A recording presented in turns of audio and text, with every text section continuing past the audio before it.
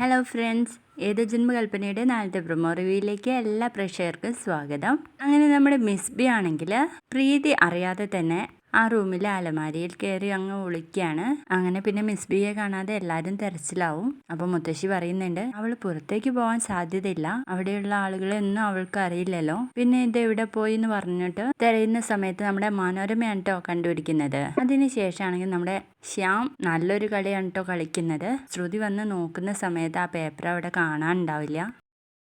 അങ്ങനെ ശ്യാമിൻ്റെ അടുത്ത് ചോദിക്കുന്ന സമയത്ത് ശ്യാമാണെങ്കിൽ പൊട്ടം കളിച്ച് നിൽക്കാൻ കേട്ടോ. നിങ്ങൾ എന്താ കരുതിയത് ഞാനൊരു വിഡ്ഢിയാണെന്നോ?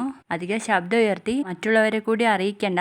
എൻ്റെ മുന്നിൽ ഈ പൊട്ടം കളി നിർത്തിക്കോ. ഞാൻ വെച്ച സ്ഥലത്ത് ആ പേപ്പർ കാണാനില്ലെങ്കിൽ അത് ഈ ശ്യാം മാധവൻ തന്നെയാണ് എടുത്തിട്ടുണ്ടാവാന്ന് എനിക്ക് നന്നായിട്ട് അറിയാന്ന് പറയാൻ കേട്ടോ ശ്രുതി. അതിനുശേഷമാണെങ്കിൽ അശ്വിൻ പോയതിനെ കുറിച്ചിട്ട് നമ്മുടെ അഞ്ജലി ശ്രുതിയോട് ചോദിക്കും.